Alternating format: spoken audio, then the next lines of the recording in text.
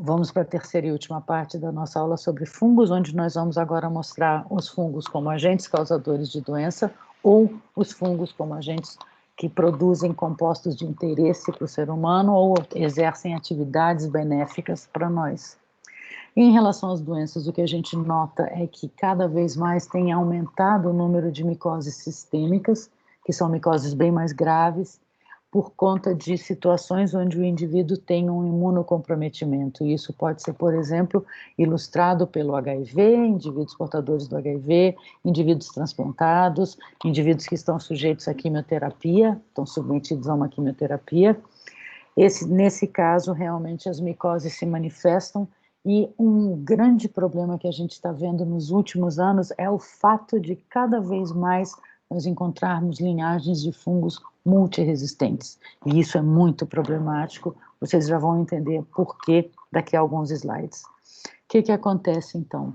Nós temos micoses com diferentes graus de severidades em diferentes regiões do nosso corpo, elas são classificadas, como vocês estão vendo aqui, em micoses superficiais, micoses cutâneas, subcutâneas e, eventualmente, micoses sistêmicas, que são realmente situações bastante graves. Nesse caso, não só nas micoses sistêmicas, mas de maneira geral, os fungos muitas vezes são os patógenos primários, tá? Mas algumas vezes eles são patógenos oportunistas, ou seja, são micro-organismos da nossa microbiota que, por um desequilíbrio, por uma disbiose, eles conseguem agora se multiplicar de uma maneira mais eficaz, eficiente, e eles acabam causando, então, micoses oportunistas, que a gente chama. Eu vou colocar aqui alguns exemplos para vocês de doenças causadas por fungo. Aqui no Brasil, os relatos sugerem que as principais causas de micoses são causadas por cândida, tá? E por aspergilos. Na verdade, os fungos eles podem ter uma série de fatores de virulência, mas a gente pode talvez considerar como os principais fatores de virulência a capacidade que eles têm, muitas vezes, de formar biofilmes e se multiplicar de forma extremamente eficiente, uma vez que eles são capazes de utilizar diferentes substratos como nutrientes. Então, assim, a simplicidade metabólica dos fungos, isso é um fator crucial para que eles consigam se multiplicar de forma muito eficaz. Muitos fungos possuem cápsula, muitos fungos formam biofilmes, e pelo que a gente viu ao longo da disciplina, vocês sabem, são estruturas que protegem o fungo. Existem vários fungos que conseguem evadir das células do sistema imunológico. Existem vários fungos que se multiplicam no interior de fagócitos e destroem esses fagócitos. Muitos fungos levam a reações inflamatórias extremamente graves. Então, assim, eles têm um potencial patogênico muito grande, mas a capacidade de colonização dos fungos talvez seja um dos principais fatores de virulência desse tipo de organismo. E vejam, eu vou passar de uma maneira rápida, porque não é esse o enfoque, não é uma aula sobre micoses, então é apenas como exemplo. Nós temos aqui um exemplo de uma micose superficial, que é muito conhecida, como pano branco, tá? É uma micose que você vê, a gente vai vendo uma despigmentação, na verdade. O que tem aqui é que nós temos fungos que conseguem se localizar nas camadas mais superficiais da pele, eles são capazes de utilizar a queratina do nosso epitélio, tá? E eles conseguem se multiplicar e eles vão colonizando, então, às vezes, áreas bastante extensas da pele. Não é uma doença grave, geralmente ela se cura rapidamente ou de uma maneira relativamente fácil, ok?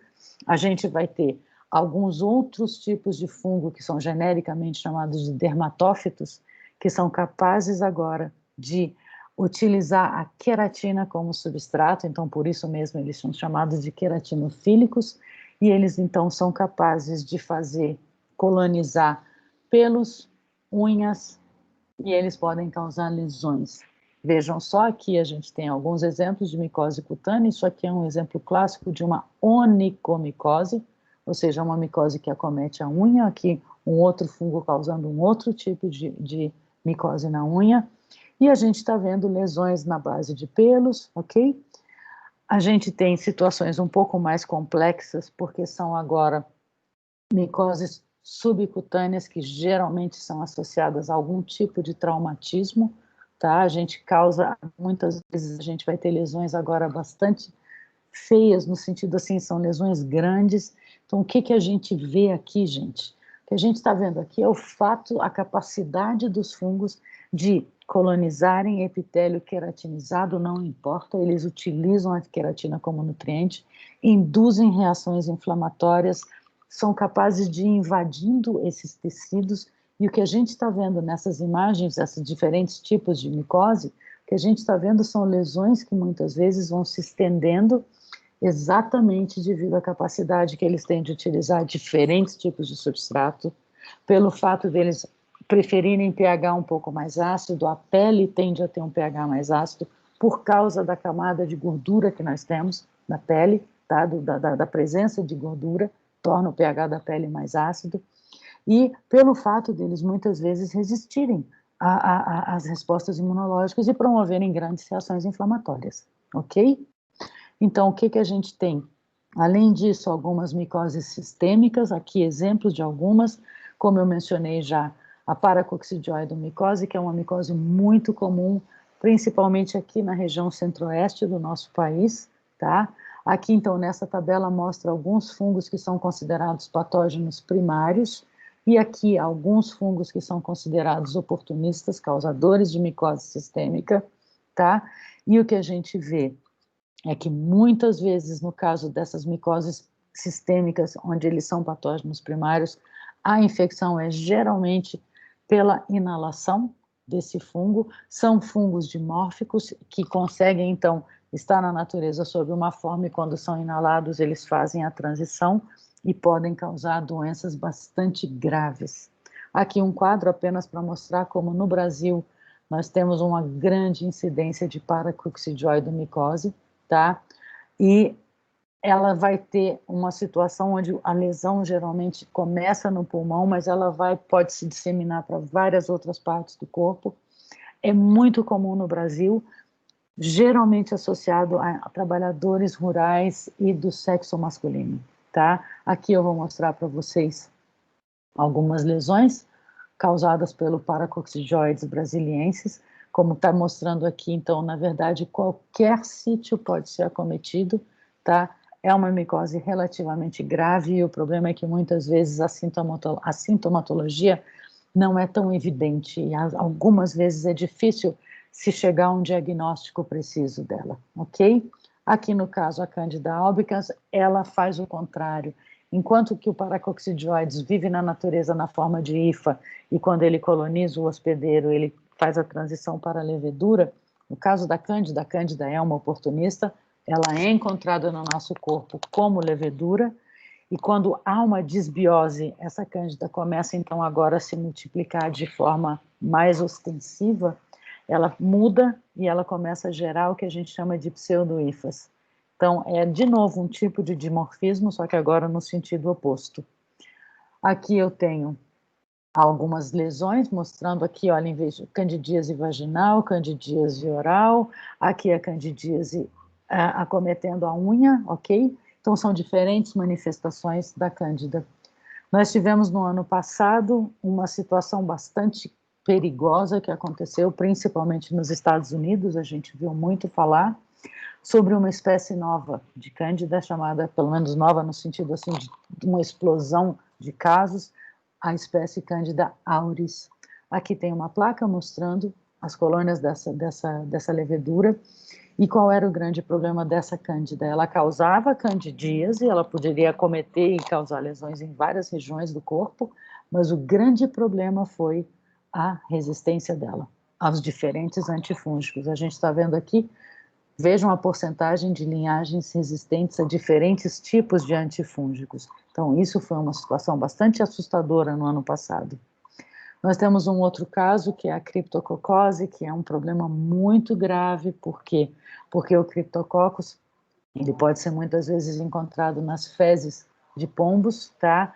E você pode inalar esses esporos, tá?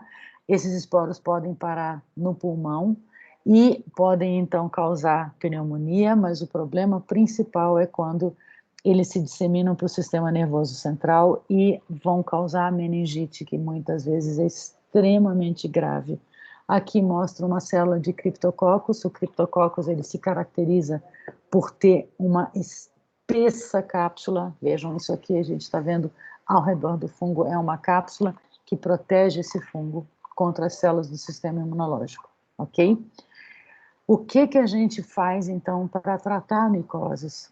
Como eu disse já, fungos são células eucarióticas muito parecidas com as nossas, então não é tão trivial você encontrar antifúngicos e você desenvolver novos antifúngicos.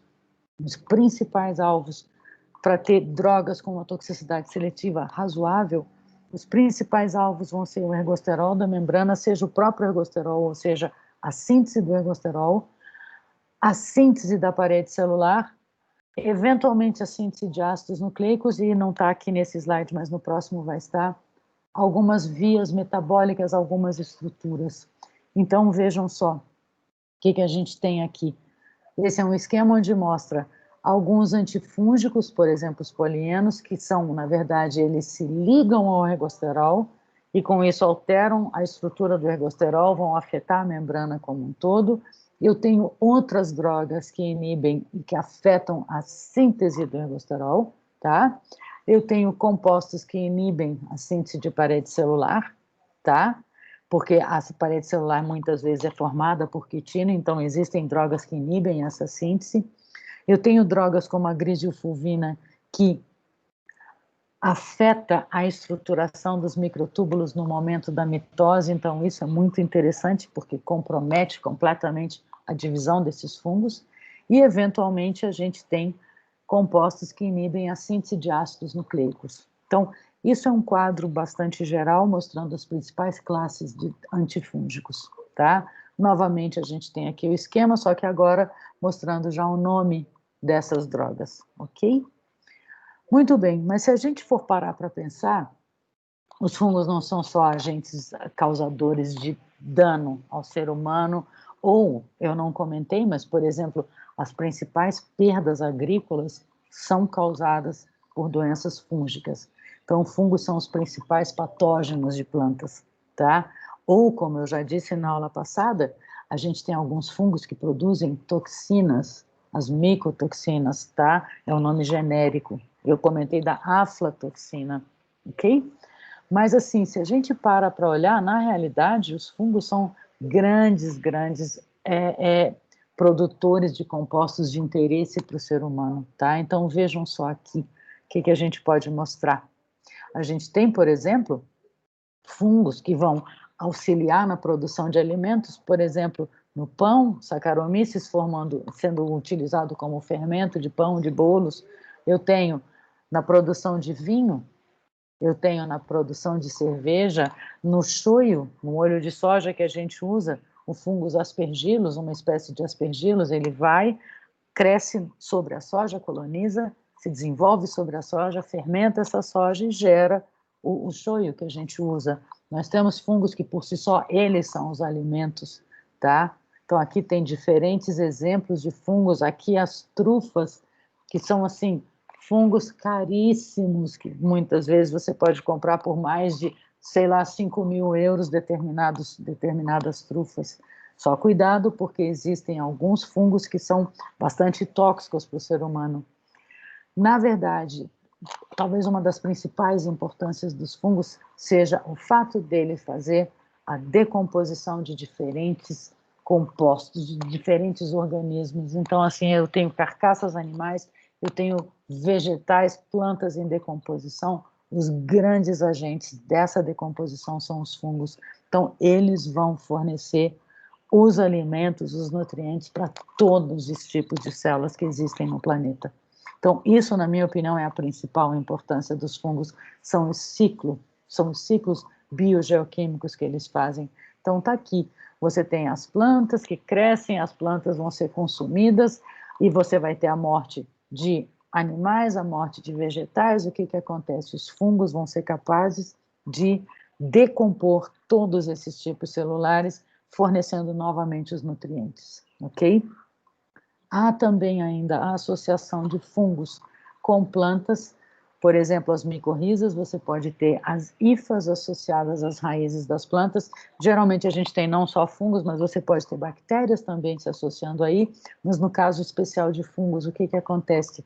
Esses fungos podem auxiliar na absorção de nutrientes pelas raízes e a planta devolve para o fungo alguns alimentos, alguns aminoácidos, e com isso você tem então uma relação onde todos estão tirando proveito. Então aqui está só um exemplo de as hifas de fungo se associando a algumas raízes.